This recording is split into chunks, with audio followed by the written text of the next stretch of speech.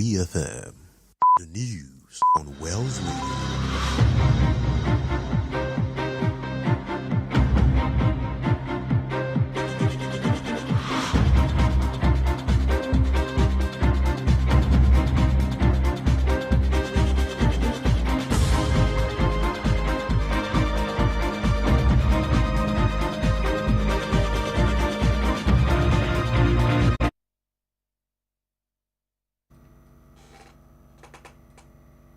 Hello, good afternoon. Here is the world news at Wells Radio 89.3 FM, your preferred awesome radio. We are reaching you live from Wells Broadcasting House along Alafin Avenue, Oluyole Estate, Ibadan. I am Kunle Olowu. On the headlines, Tinubu moves against terrorists after fresh military casualties. Nigeria's power subsidy hits 418 billion naira amid 300 billion naira losses. Siren sounds as Israel honors 6 million Jews killed by Nazi. And Trump deletes Jesus-like AI image after blasphemy outcry. And in the exciting world of sports, Okafor's brace ends Leeds' 45 years wait for win at Manchester United. And those are the headlines. Now the news in details.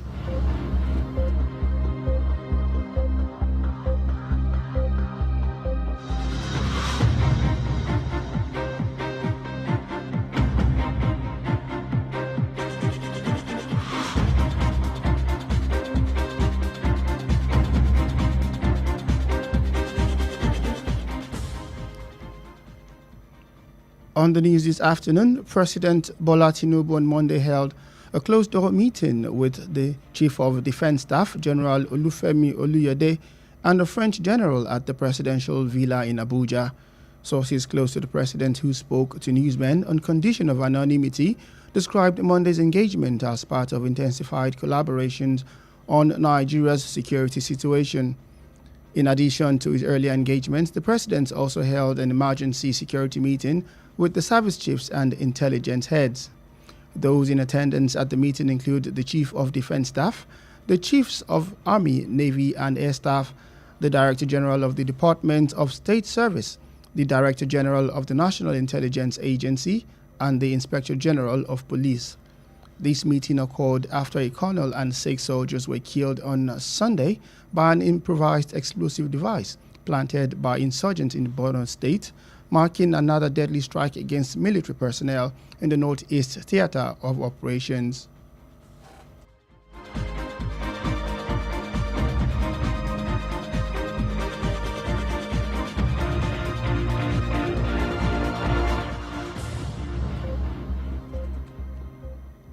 The Nigerian Electricity Regulatory Commission has disclosed that the federal government incurred a subsidy obligation of 418.79 billion naira in the fourth quarter of 2025, even as inefficiencies across the electricity value chain led to losses exceeding 300 billion naira during the period. This was contained in the Commission's 2025 fourth quarter report, which also highlighted declining remittance, high distribution losses, grid instability, and a marginal drop in the availability generation capacity. According to reports, total invoices issued by the generation company for electricity produced in the quarter amounted to 804.93 billion naira. However, due to non-cost reflective tariffs, the government absorbed 52.30% of the cost. The report added that the subsidy covered more than half of generation cost, leaving distribution companies to pay only 386.13 billion naira.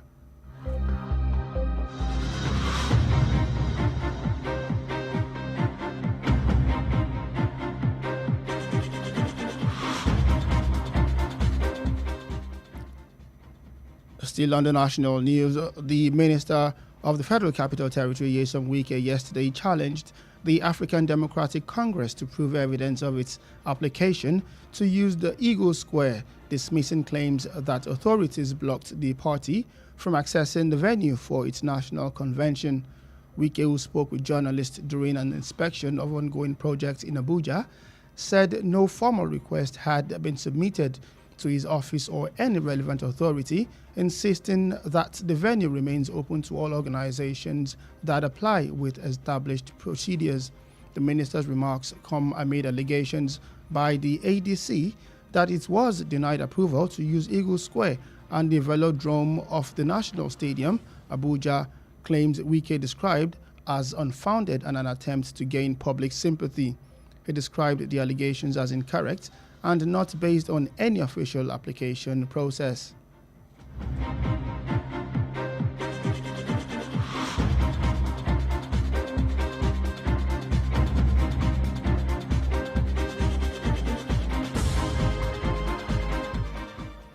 Moving over to the foreign scene, Benin's finance minister, Romlad Wadagni, has won the presidency with an overwhelming majority of the votes, provisional results shows. He secured more than 94% of the vote based on 90% of the ballot counted. Efficiency for all irreversible outcomes, the Electoral Commission said based on preliminary figures. Wadagni, who is 49 years old, was the favorite to win after the main opposition party, the Democrats, failed to get its own candidates on the ballot paper. This left Paul Wakem as the only sole challenger. He conceded the election earlier on Monday as voters were still being counted. Wadagni was chosen by the outgoing leader, Patrice Talon, who was barred from running again after 2 terms in office.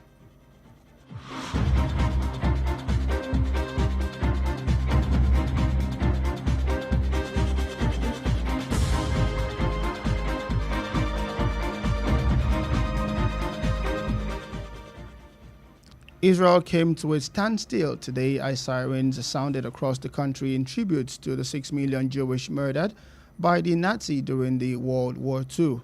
At 10 a.m. local time, Israel observed a 2-minute silence with traffic coming to a halt and the rhythm of everyday life suspended in a symbolic act of remembrance of those who perished. The commemoration, held each year in April or May, is in accordance with the Hebrew calendar and separates from the International Holocaust Remembrance Day, which is marked on January 27th. This year's commemoration comes amid a fragile 2-week ceasefire with Israel after a deadly war that began on February 28 when a joint U.S.-Israel airstrike killed Iran's supreme leader, Ali Khamenei.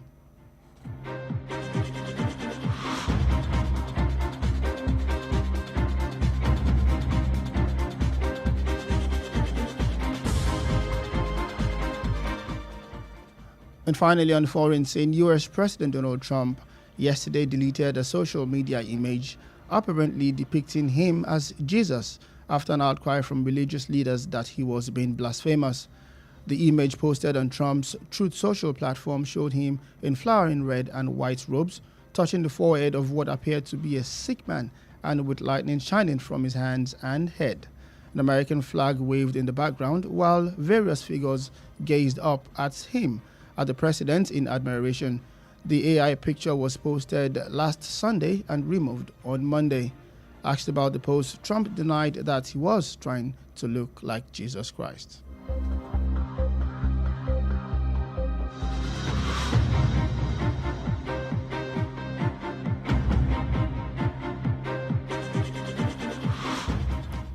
Now over to the exciting world of sport. Noah Okafor fired leads to a long-awaited 2-1 win over 10-man Manchester United at Old Trafford as the Premier League strugglers boosted their bid to avoid relegation on Monday. Okafor pushed United's sloppy defending with a brace in the first half before Lisandro Martinez was sent off after pulling Dominic Calvert-Lewin's hair after the interval. Casemiro got one back for United, but Leeds held on for their first win against United since a shock 2010 FA Cup success when they were in the 3rd tier. And that's it on World News at noon. Before we end the news, here are the highlights. President Bola Tinubu on Monday held a closed-door meeting with the Chief of Defense Staff, General Olufemi Oluyede, and the French general at the presidential villa in Abuja. The Nigerian Electricity Regulatory Commission has disclosed that the federal government incurred a subsidy obligation of 418.79 billion naira in the fourth quarter of 2025, even as inefficiencies across the electricity value chain led to losses exceeding 300 billion naira during that period. And Israel came to a standstill today as sirens sounded across the country in tribute to the 6 million Jewish murdered by Nazis during the World War II. And US President Donald Trump yesterday deleted a social media image apparently depicting him as Jesus after an outcry from religious leaders that he was being blasphemous. And in the world of sport, Noel Okafor fires leads to a long-awaited 2-1 win over 10-man Manchester United at Old Trafford as Premier League strugglers boosted their bid to avoid relegation on Monday. The bulletin was read and compiled by Olowu. Remember, stay connected with us on all social media platforms at Wells Radio 893. Also like our Facebook page at Wells Radio 893 FM fan page. You can also listen live via our website www.wellsradio893.com. I am Kunle Olowu. Thank you for listening. God bless you.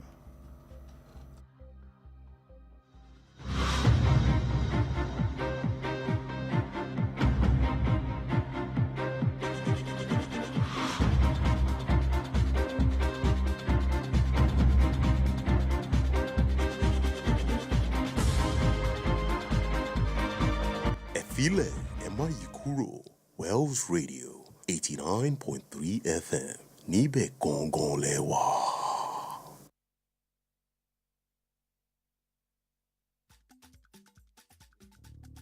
Olúwa ti ṣe iná o, West Radio ti dòde o, ẹ máa gbọ́, gbogbo Olúwa lè yí jẹ́ o, West Radio ti dòde o, ẹ máa gbọ́, 89.3 FM làwa ń gbọ́, West Radio ti dòde o, ẹ máa gbọ́, lólúyọ̀lé estate làkàlẹ̀ sí, West Radio ti dòde o, ẹ máa gbọ́, báwọn àgbà ṣe ń gbọ́ bẹ́ẹ̀ lọ́mọdé ń gbọ́, West Radio ti dòde o, ẹ máa gbọ́, ìlérí Olúwa lè yí jẹ́ o, West Radio ti dòde o, ẹ máa gbọ́, àṣẹ Olúwa lè yí jẹ́ o, West Radio ti dòde o, ẹ máa gbọ́ wa gbọ́ wa o, fúnròyìn àsìkò tó pójú owó, fèrè ìdárayá lóríṣiríṣi, kápolówó ọjà ò kájé ó wọgbà,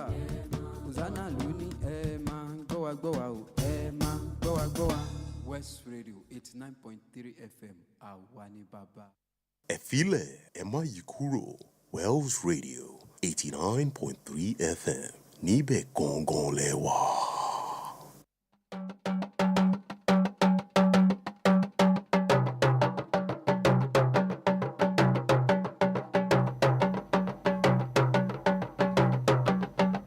Ẹ káàsán o, àkójọpọ̀ ìròyìn àgbáyé ló ń dé ṣe ti gbọ̀ yín láti ìkànnì kànga gbọ́nmàgbẹ̀ Wells Radio 89.3 FM tá a kalẹ̀ sọ́pọ̀pọ̀nà Aláàfin Avenue Olúyọ̀lé Estate Ìbàdàn. Oyè Ọlọ́run Adegoke lóníròyìn yín ṣáájú ẹ̀gbọ́n àwọn kókó tó ṣùyọ́nù ìròyìn náà. Tinubu ti gbé ìgbésẹ̀ lòdì sáwọn agbésùnmọ̀mí lẹ́yìn ìfarapa àti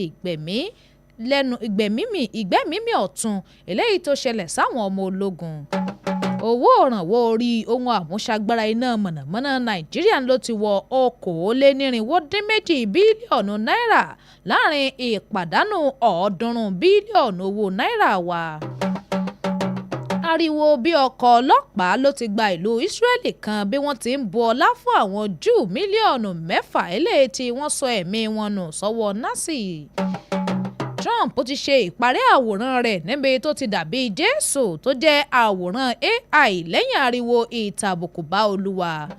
nínú ìròyìn eré ìdárayá lágbàáyé ìmí àwọn lẹ́ẹ̀mejì léyìí tí Ọ̀káfọ̀ ṣe nínú ìdíje bọ́ọ̀lù aláfẹsẹ̀gbá tó gbá ló fòpin sí ìdúró ọdún 50 lead fún jáwé olúborí wọn kojú ikọ̀ Man United. Wàyí o, ìròyìn ń rè lẹ́kùnrẹ́rẹ́.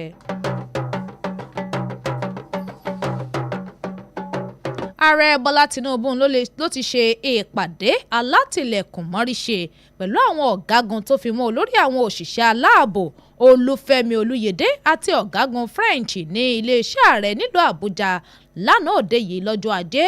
Ẹnìkan eléyìí tó súnmọ́ ààrẹ ó wá sọ̀rọ̀ fáwọn oníròyìn lórí pé kí wọ́n má forúkọ ọ̀hún léde níbẹ̀ ló ti ṣàlàyé bí pàdé ọ̀hún bó ti ṣe jẹ́ lára ìgbésẹ̀ láti fífi kún ìbáṣepọ̀ ilé ètò yẹ lórí ọ̀rọ̀ ètò ààbò orílẹ̀-èdè Nàìjíríà.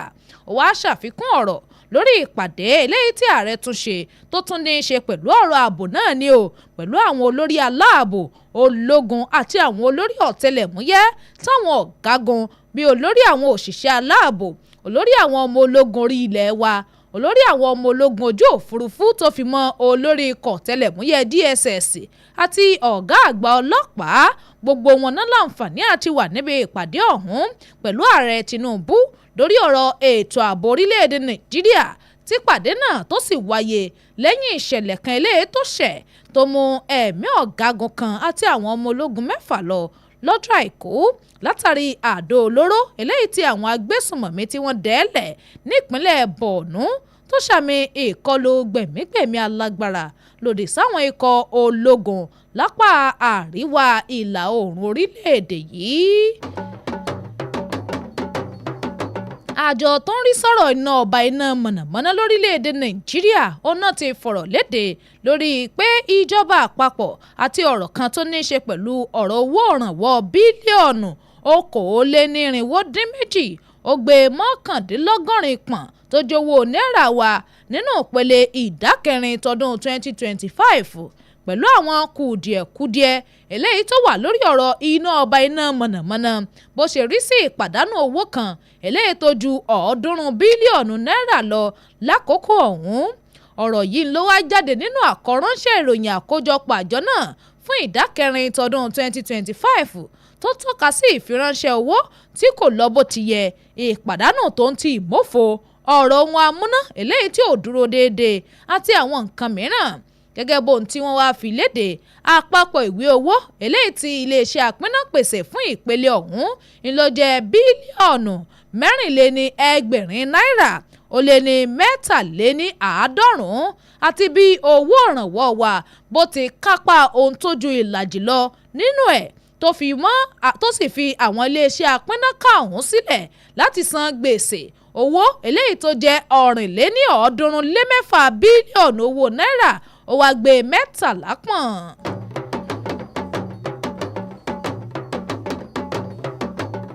Lánàá òde yìí ni mínísítà FCT Nyesom Wike ló ti dojú ọ̀rọ̀ kọ ẹgbẹ́ òṣèlú ADC wípé kí wọ́n pèsè ẹ̀rí eléyìí tí wọ́n bá ní láti lọ lo gbọ̀ngàn Eagle Square eléyìí tó sì tún ṣe ìkódànù ìròyìn pé àwọn aláṣẹ dènà mọ́ ẹgbẹ́ ọ̀hún láti má wọ gbọ̀ngàn náà fún ìpàdé àpérò àpapọ̀ wọn. Wike báwọn oníròyìn sọ̀rọ̀ lákòókò eléyìí tó ń ṣàyẹ̀wò sáwọn iṣẹ́ àkànṣe tí ń lọ lọ́wọ́ nílùú Àbújá pé wọn kò fi ìwé ìbéèrè kankan sọwọ́ sílé iṣẹ́ ọ̀hún tàbí àjọ kankan eléyìí tó yẹ pé kí wọ́n fi tẹ̀lé ìlànà eléyìí tó bá yẹ. Mínísítà ọ̀hún wá sọ̀rọ̀ lórí awuyewuye ẹ̀sùn wípé kò fààyè gbà àwọn ẹgbẹ́ òṣèlú ADC láti lo gbọ̀ngàn Eagle Square tó ń ti gbọ̀ngàn pápá ìṣeré Velodrome nílùú Àbújá tí Wike sì pé ní ìgbìyànjú láti máa wá ojú àánú àwọn ará ìlú. Ó wá ṣàpèjúwe ẹ̀sùn náà bí ohun tí kò rí bẹ́ẹ̀ tí kò sì tẹ̀lé ètò àṣẹ bó ti tọ́ àti bó ti yẹ. Mínísítà ìṣúná ìlú Benin Romland Wadagni òun ló ti jáwé olúborí gẹ́gẹ́ bí ààrẹ ìlú ọ̀hún látàrí ìbò alágbára eléyìí tó ní nínú èsì ìbò tí wọ́n ṣàfihàn. Ó ṣàrígbámọ̀ ìbò eléyìí tó ju 94% lọ tó ní nínú ìbò ọ̀hún tó tó fún èsì tí kò ṣeé dá padà. Wadagni ẹni ọdún 49 tó jẹ́ ààyò àwọn ènìyàn eléyìí tí ó jáwé olúborí ọ̀hún lẹ́yìn tí ẹgbẹ́ alátakò Democrat kùnà láti fi orúkọ olùdíje wọn sórí ìwé ìdìbò tó sì fi Paul Onkpe sílẹ̀ bí ẹni tí wọ́n yóò jọ kojú. Wadagni tí olórí eléyìí tí ń lọ Patrice Talon tó yàn án tó sì fà kalẹ̀ tí ó jẹ́ olórí ọ̀hún tí wọ́n ti dènà mọ́ láti má díje dupò mọ́ lẹ́yìn sáà méjì tó ti lò lẹ́nu iṣẹ́ ọ̀hún. Ní Israeli, ariwo bí ohun ọkọ̀ ọlọ́pàá ń lọ gborílẹ̀-èdè ọ̀hún kan bí wọ́n ti ń ṣèrántí àwọn bíi mílíọ̀nù 6 eléyìí tí wọ́n gbẹ̀mí mì nínú ogun àgbáyé ẹlẹ́ẹ̀kejì Nazi láago 10 òwúrọ̀. Israeli ṣe àkókò ìdákẹ́jẹ́ oníṣẹ́jú 2 pẹ̀lú súnkẹrẹ fàkẹrẹ ojú pópó eléyìí tó dúró wá pé láti ṣèrántí àwọn tó sọ ẹ̀mí nù ọ̀hún. Ayẹyẹ ọ̀hún eléyìí tí wọ́n máa ń ṣe lọ́dọọdún nínú oṣù kẹrin sí oṣù karùn-ún gẹ́gẹ́ bó ti wà nínú kàlẹ́ndà Hébérù ti tọdún yìí ló wá wáyé láàrin ọ̀rọ̀ ẹlẹgẹ́ ìdáwọ́ ogun dúró ti jogun omi pẹ̀lú Iran lẹ́yìn ogun gbẹ̀mígbẹ̀mí alágbára eléyìí tó bẹ̀rẹ̀ lọ́jọ́ 28 oṣù kejì nígbà tí ìkọlù àwọn ikọ̀ ológun òfurufú Amẹ́ríkà tó ń ti Israeli tó gbẹ̀mí lẹ́nu olórí àgbà ìlú Iran Ali Khamenei. Ààrẹ orílẹ̀-èdè Amẹ́ríkà lánàá òde yìí ló ṣe ìyọkúrò tó ń ti ìparí àwòrán ojú òpó ayélujára kan eléyìí tó ṣe é bíi Jésù lẹ́yìn ariwo ńlá tó ń jáde látọ̀dọ̀ àwọn olórí ẹ̀sìn wípé ó ń ta àbùkù sí Olúwa. Àwòrán ọ̀hún tó wà lójú òpó Truth Social Trump ló ṣàfihàn rẹ̀ nínú aṣọ funfun àti ìpèlé pupa eléyìí tí ń fẹ́ lẹ́lẹ́lẹ́ níbi tí Trump ti ń fọwọ́ kan iwájú orí arákùnrin kan eléyìí tó hàn bí aláìsàn pẹ̀lú ìmọ́lẹ̀ eléyìí tó tàn lọ́wọ́ rẹ̀ tó sì tàn sí ọ̀nà orí arákùnrin ọ̀hún níbi tó gbọ́ wọlé. Àsíá Amẹ́ríkà ló wà lẹ́gbẹ̀ẹ́ kan lẹ́yìn rẹ̀ tó ń ti àwòrán àwọn ènìyàn kọ̀ọ̀kan eléyìí tí ń wò ó pẹ̀lú ìyanu. Àwòrán AI ọ̀hún tó fi léde lọ́jọ́ Àìkú ń ló yọ kúrò tó sì parẹ́ lọ́jọ́ Ajé. Nígbà tí wọ́n wá ń béèrè ìbéèrè nípa rẹ̀, Trump kọ̀ sí ọ̀rọ̀ pé òun ń gbìyànjú láti rí bíi Jésù, ó ní gbogbo ẹ̀ kò rí bẹ́ẹ̀.